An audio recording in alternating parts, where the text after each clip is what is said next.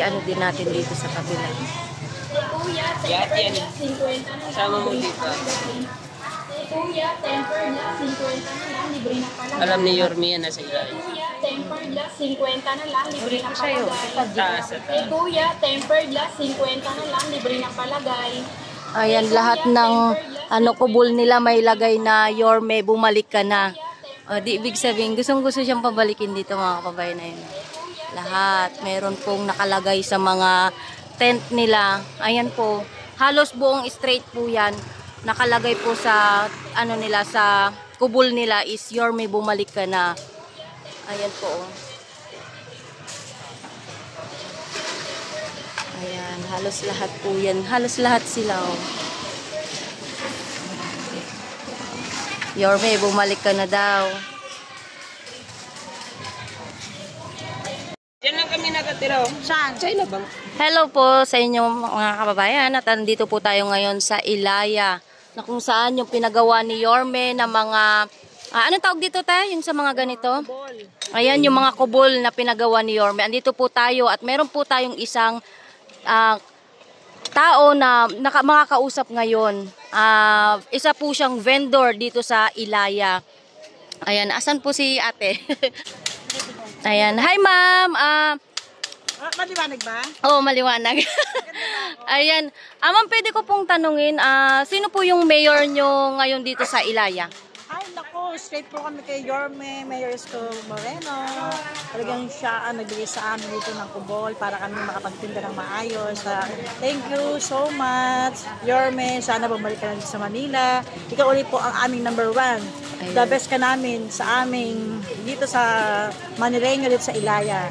Ikaw po ang aming unang-unang mayor. Gusto namin bumalik ka na mayor. Sana pagka naging mayor ka, sana dito pa rin kami sa binigay sa aming kubol. Dito pa rin po kami. Huwag po sana kami paalisin dito. Alam po namin. Dito lang po kami kung mayor na ang mga pagkakitaan para po sa aming anak. Kaya thank you so much, Yorme. Ikaw po ang the best para sa aming mga puso at isipan. Ma'am, ano po yung masasabi nyo na babalik na po si Yorme ngayon? Babalik na po si Yorme ngayon dahil kasi yung po ang aming iniisip na marami pong taong gusto pa rin pong bumalik siya dito sa Manileño. Ang mayor po ng Manila, Yorme, Mayor Isko Moreno. Kaya ito po ang the best po para sa amin. Yorme.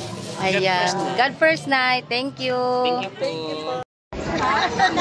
Education, healthcare, jobs. 4 minimum basic needs. Anong ibig sabihin? Hindi ko kayo mapapayaman. In fact, walang uri ng pamahalaan sa mundo ang kayang ipangako, yayaman ka sa akin. Walang ganun. Pero ang gobyerno, anumang uri ito, kayang pataasin ang antas ng pamumuhay ng tao. Yon is my commitment to each and every one of you. Gusto niyo ba yan? Yes! Tapos na, uwi na. Yun lang po. Ay yung iba, puro palamuti na lang yun. Ilaw, halaman, mga palamuti na lang yun. Ang mahalaga sa akin, as magkaroon kayo ng trabaho, may masisilungan kayo, yung lupang kinatitirikan ng bahay ninyo, mabili ng gobyerno, maipamahagi sa inyo, yun tingin ko ang kailangan gawin ng pamahalaan. Tama ba? O, Nay, Tay, pwede ba ako makisuyo bago tayo mag-uwian? Dalawa lang naman ang pagpipilian ninyo. Dalawa lang, dalawang grupo lang yan. Unang grupo, Yorme's Choice. Matamis. Matamis. Yung kabilang grupo, Ladies' Choice. Kayo may sabi nun, hindi ako.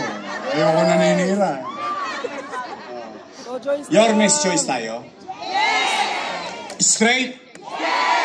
Ay, mga taga-Liberisa. Mag-ingat kayo ng sagot. Baka mamaya, politiko din kayo. Straight? Pagtapos ng eleksyon, bibili ako ng dividendaso. Bubuksan ko yan. Titingnan ko, may prueba ba kayo? Chairman, aba, nagtotoo ang Liberisa. Kayo'y nagtotoo sa pangako nyo sa amin. Yorme's Choice straight. After election, ako naman ang singilin ninyo. Pwede? Promise? Aasa ko. Promise? Gusto niyo bumalik ang gobyernong mabilis kumilos? Kailangan ko sila. Pwede? Andiyan dyan, ang Antigo. Kabats ko to eh. Alam mo magkabats kami? Oo. Ang ating kusyal, Che Borromeo!